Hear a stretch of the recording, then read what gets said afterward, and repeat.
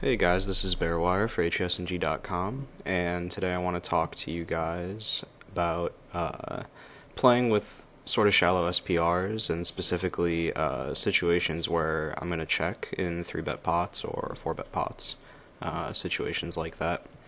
In this first part, I'm just going to talk about this 3-bet pot that I played with queens.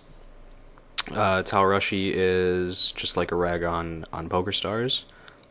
He's someone that I've played a few sessions with, not a whole lot, maybe 1,500 hands. And I would say that he's competent, he's aggressive. I suppose I pick up some reads in this hand about specifically how he's going to play. That might dissuade my decision to check in this situation, but here's the spot, basically.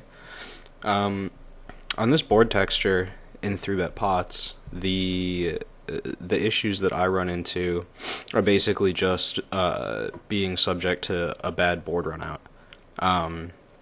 Very frequently, and that's like almost an understatement, it's probably like 2/3 of the time, the Turner River is going to bring 4 straight or 4 flush, and in both of those situations, my bluffing frequency is not going to be high enough to allow me to value bet a hand like queens. Even if I made a flush with like the queen of diamonds on, let's say, like a 3 of diamonds or 5 of diamonds turn,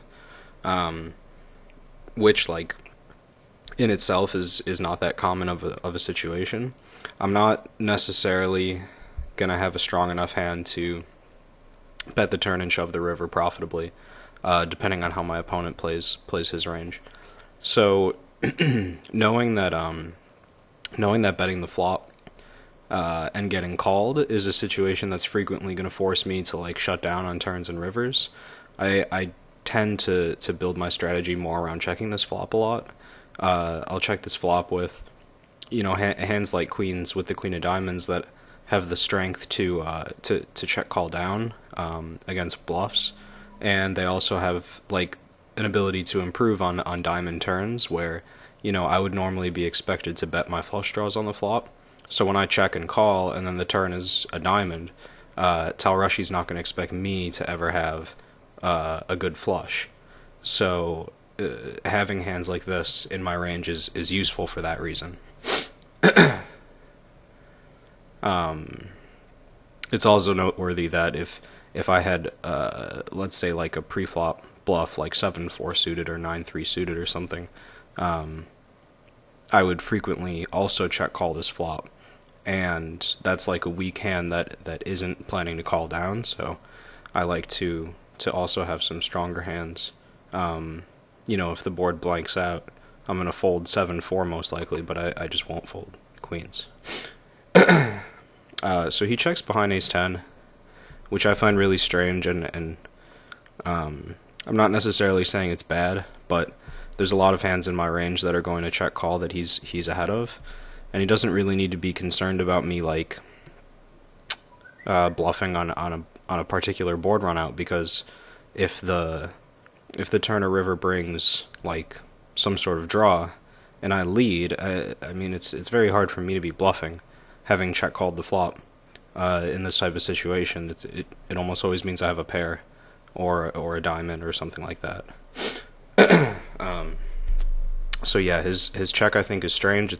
It's pretty passive, and it might make me inclined to bet a hand like this on the flop, just to sort of make sure that I get value and make sure that I'm not missing out on early bets before the board gets ugly, which is sort of what happens, but not really. The turn decision I think is sort of whatever. I don't think that betting the turn here looks particularly weak or anything. It kind of looks like I have ace-queen or maybe a bluff, or maybe just like a turn 2 pair if I 3-bet like queen-7 off or something.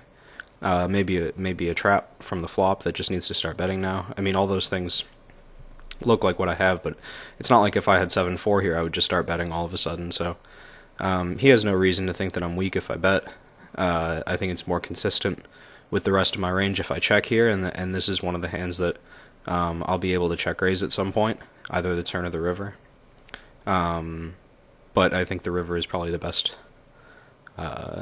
street to go for that. I just check call to kind of be consistent with all the other weak hands in my range, and I intend to check raise, any safe river, because obviously I have the nuts right now.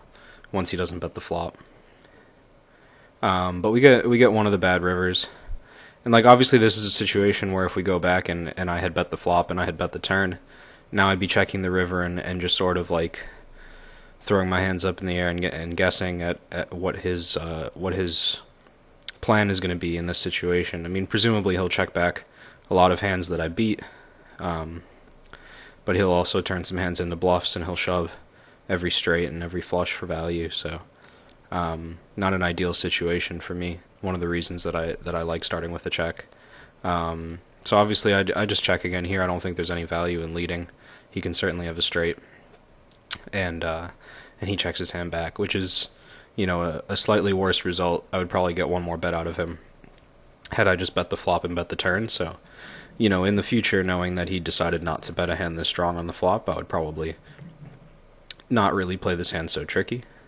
But without reads, I think this is a decent hand to start with a check and sort of feel out what your opponent's going to do on later streets.